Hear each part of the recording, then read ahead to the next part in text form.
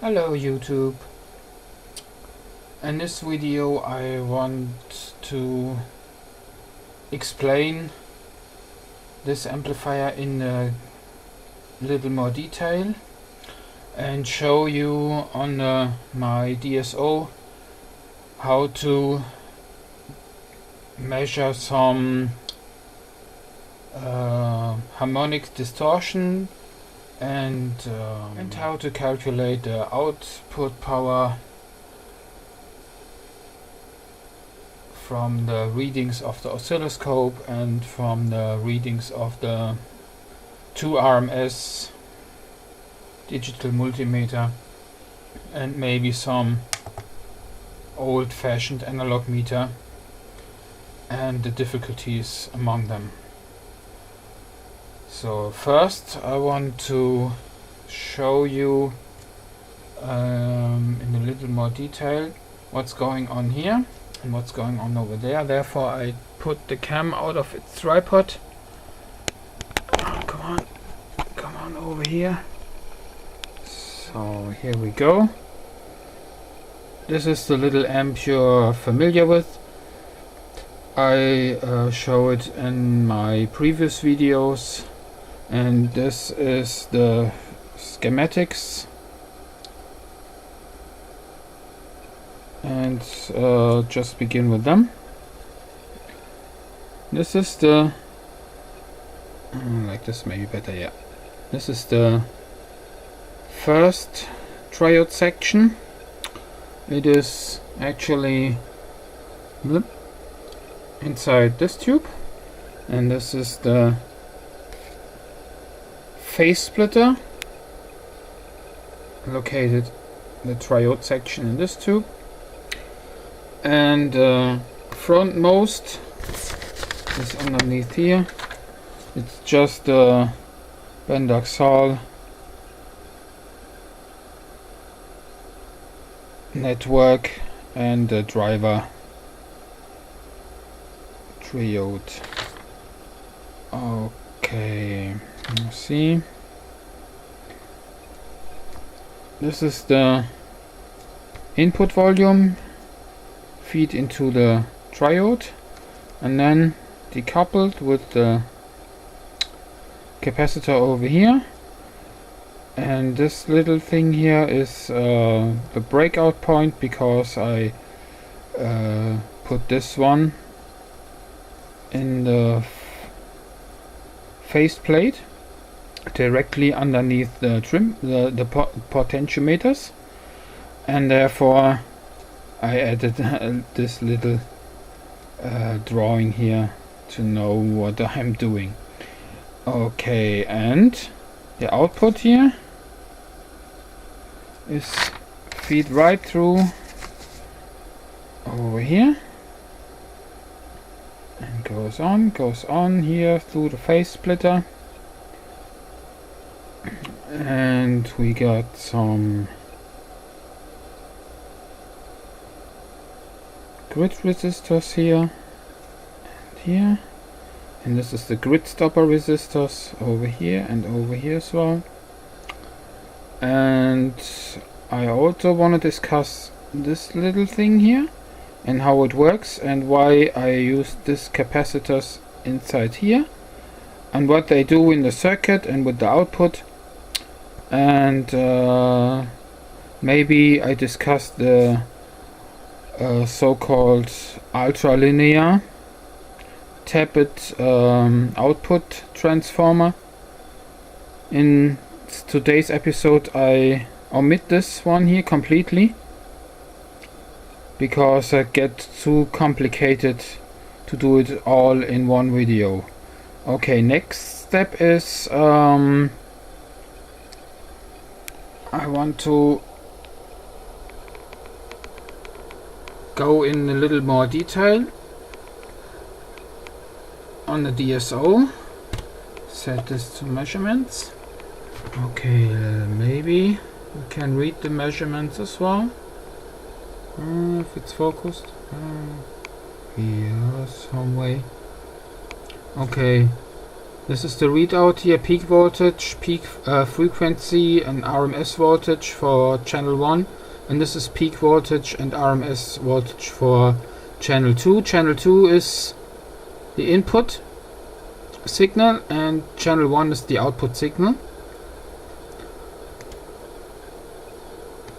And here are the settings: 1 volt per division for the output and 100 millivolt per division for the input, and they both are bandwidth limited because we are talking about audio frequencies here.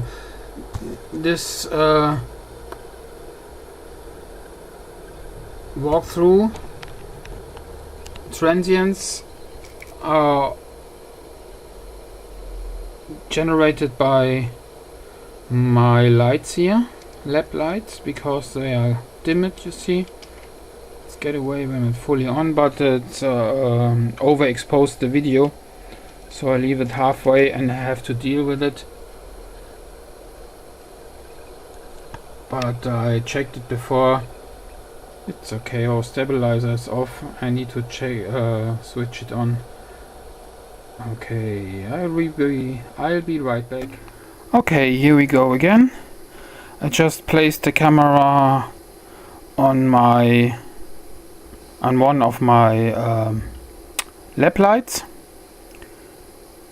which have an ocular in it and magnifier of about 2 times, so I get this all hopefully on the cam's view properly.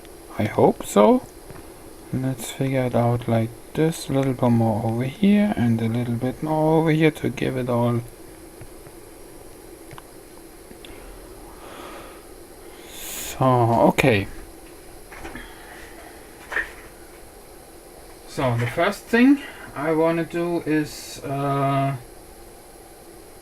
to set up the DSO to display the overall harmonic distortion and the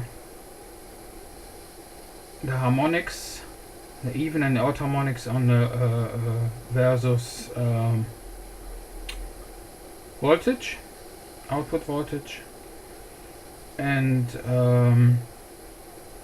these capacitors here are the cathode resistor bypass caps. Okay, let's first set this off, or I do it the other way around. Just put it in this one. So maybe I delete. Okay, I'm back again. And first I want to set up the DSO properly. So fast Fourier transformation channel 1, yeah. Okay, and let's see what we got here. Like this, yeah. And let's see where. So here we go. This is the fundamental.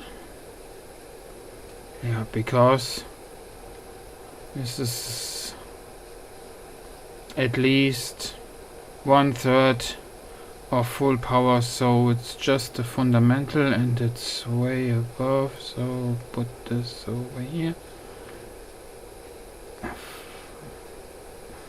Give at least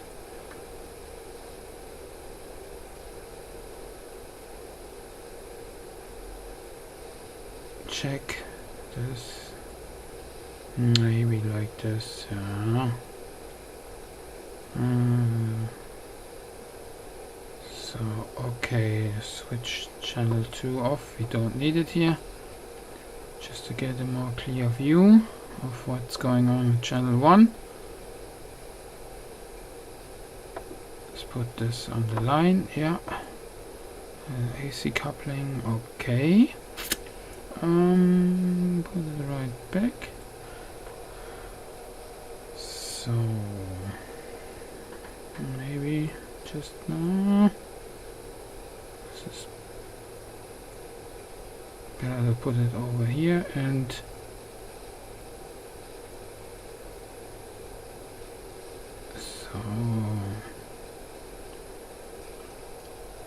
so we now got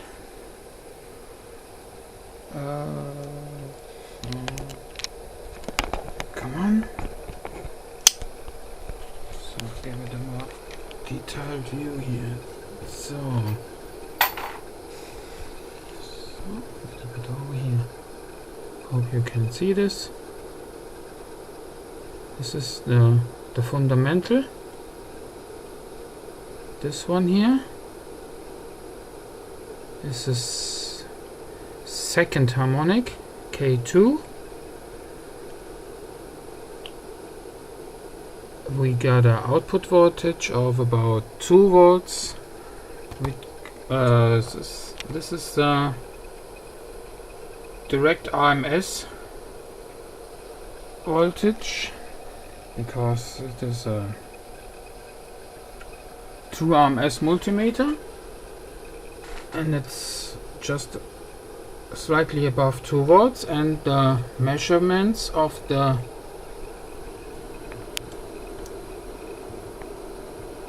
DSO are just the same. Okay, and therefore we got, let's show it over here, yeah, there we go. Okay, 2 and the power divided by 4, because this one here on the output transformer is this one here at the output transformer, the load is 4.7 ohms, and therefore I'll do it all again. Just 4, 6, no, wrong. We measured about 2 volts RMS squared divided by the resistance equals 1 watt. So, and now I put this back on the tripod and raise the input voltage until we see here at the spectrum some more action. Just a moment. So, okay, cam is back on a tripod. Picture's looking good. Okay, I just put a little speaker on. It's 1 kilohertz. Annoying, I know. And I raised the input level until we got some action. Okay, here it comes. I switched the output off. We don't need it anymore. So just concentrate on the K2's rising, falling again, and the first harmonic K3 is coming up with some others. K4, I see K5 as well. K7. Let it stay here and capture this and leave this alone. Okay, now let's discuss this here in a little more detail. This one here, leftmost, is the fundamental 1 kilohertz. This one is the second harmonic, this is the third harmonic, and this is the fourth and fifth harmonic. Because we got a frequency range of about around it to 1.6 kilohertz per division, 1.6, 3.2, 4.8, and about 6K over here.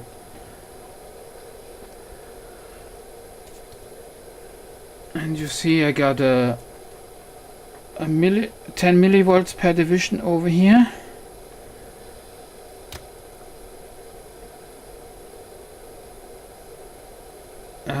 just check. Put this in run mode again. And fire up a new.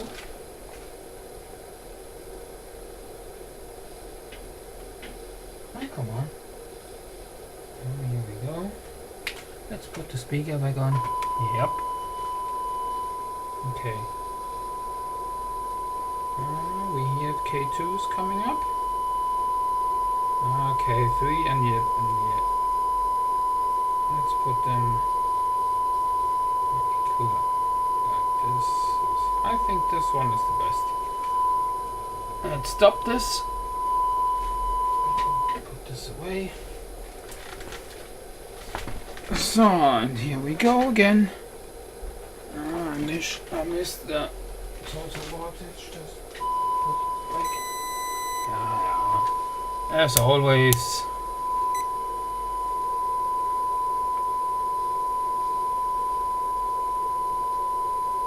.26. Okay. 4.26. We need this for the next measurements. Okay. K2 is about 20 millivolts.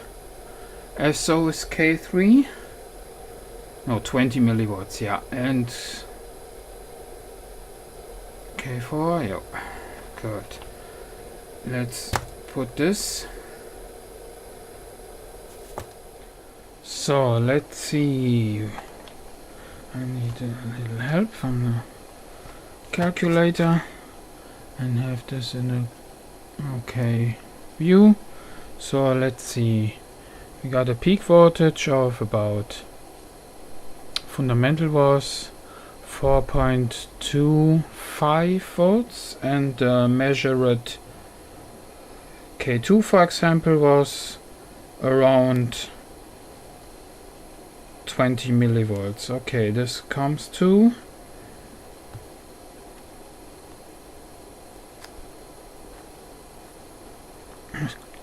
see this? Maybe if I put my hand away. So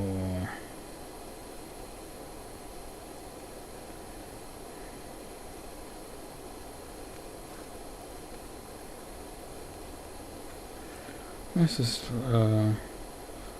very simple to do this.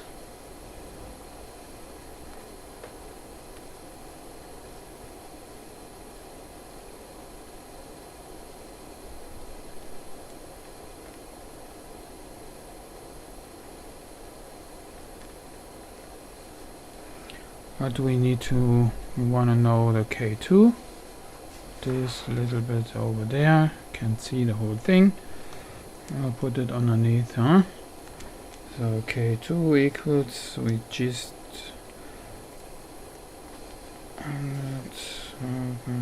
2 volts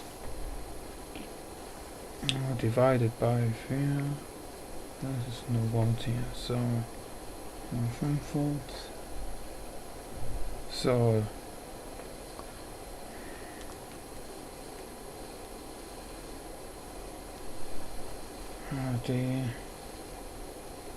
so let's put this. So okay, this is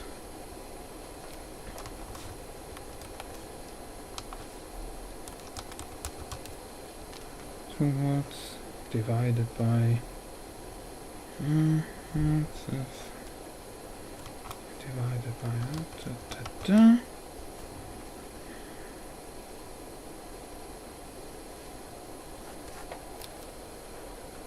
See this? No. Oh, here we go. The ratio between K2 distortion and total fundamental output power is half a percent, and as K3 is about the same, it's roughly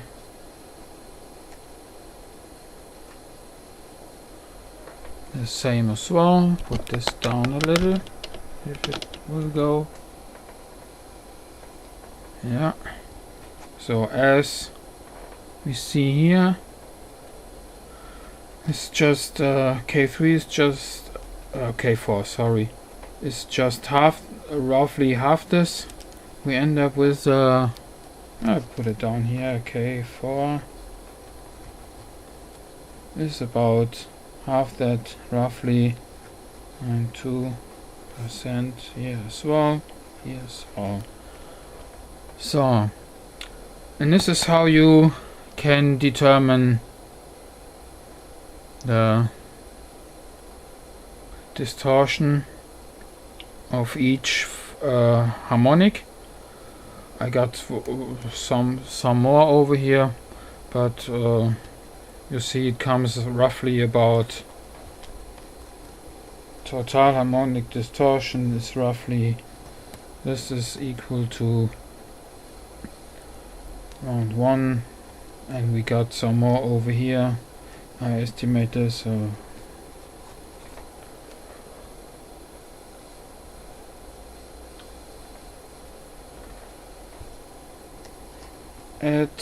let's do this again. Divided by 4 at 2 watts 4 ohm load. And this is how you do this. Even less complicated as when you use the method with a sweepable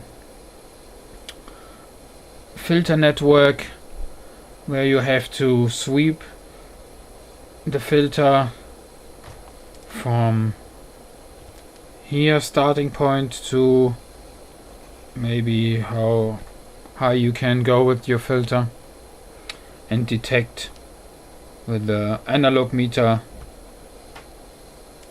the high of the maximum of the peaks here. But nowadays we got digital domain